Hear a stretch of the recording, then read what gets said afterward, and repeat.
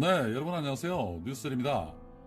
자, 어제 MBC 스트레이트에서 윤석열 총장의 장모 사기 사건에 대해서 다뤘었는데 시청률이 8%나 나올 정도로 폭발적인 시청률을 기록을 했습니다. 전체적인 내용을 보면 수차례에 걸친 의혹과 사건 속에서 이상하리만큼 윤 총장의 장모는 법망을 빠져나갔고 그 뒤에 숨은 조력자가 윤석열 총장일 거라는 그런 의혹의 보도였습니다. 이미 전부터 우리 민주시민분들은 대략적으로 의혹들을 다 알고 계십니다. 그런데 거기에 또 하나 거론되는 이름이 바로 미래통합당 나경원 의원의 남편 김재호 판사인데요. 김재호 판사의 이름이 거론되는 방송이 보도가 되자마자 역시 아니나 다를까 자기 가족 문제에 대해서만큼은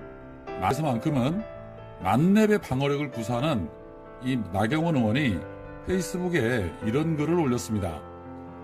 이제 네 번째다. 지난 세 차례의 허위 조작 방송으로 부족했던가 MBC 스트레이트가 윤석열 장모 사건을 다루면서 해당 재판 담당 판사였던 남편이 이유 없이 재판을 미뤘다며 마치 어떤 의혹이 있는 것처럼 방송했다라고 밝혔습니다. 자, MBC 스트레이트에서는 2012년 당시 윤석열 장모 최 씨가 법무사한테 위증하게 했던 부분을 법무사가 양심선언을 함으로 인해서 당시 그 증언으로 인해 실형을 살았던 정 씨가 이를 근거로 최 씨를 처벌해달라고 고소했지만 검찰은 공소시효 경과를 이유로 최 씨는 불기소하고 오히려 정 씨를 무고죄로 기소했다고 했습니다. 이후 당시 정 씨의 무고죄 항소심 재판을 동부지법 김재호 부장판사가 맡았고 1년 반 정도 미뤄지던 이 재판이 김재호가 다른 직업으로 옮기고 나서야 재개가 됐다고 했습니다.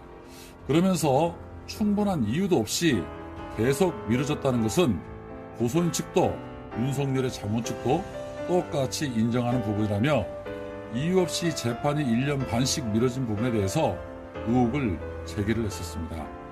자, 이러한 방송이 의혹 제기에 대해서 나경원은 피고인이 병합 신청을 한 재심 신청 사건의 결정 결과에 따라 병합 여부를 결정하기 위해서 공판기일 변경이라는 공판기일 변경 명령서 내용을 명시하며 판사가 일부러 재판을 지연시킨 것이 아니라 피고인 의사에 따라 연기해 준 것이라며 왜곡 보도라고 주장을 했습니다. 그러면서 당시 2012년도 6월 22일자 공판기일 변경 명령서를 공개하면서 MBC의 나경원 죽이기 국민들은 더 이상 속지 않을 것이라고 강조를 했습니다.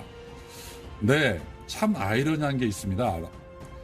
나 의원님 가족 문제에 대해서만큼은 그 어느 누구보다도 전투력이 상승하시는 분이신데 왜 MBC를 허위 보도 및 명예훼손 등으로 형사 고발을 못하시는 겁니까?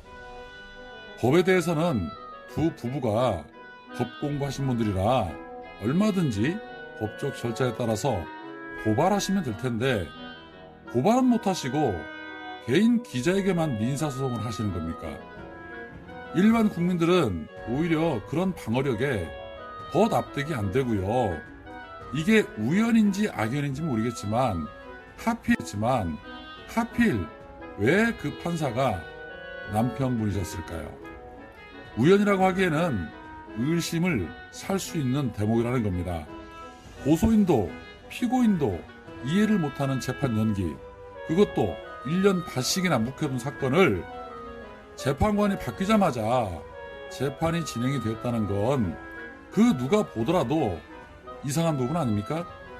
물론 나 의원님 입장에서는 원칙대로 했다고 하지만 대다수의 국민은 그걸 인정하지 않는다는 거죠.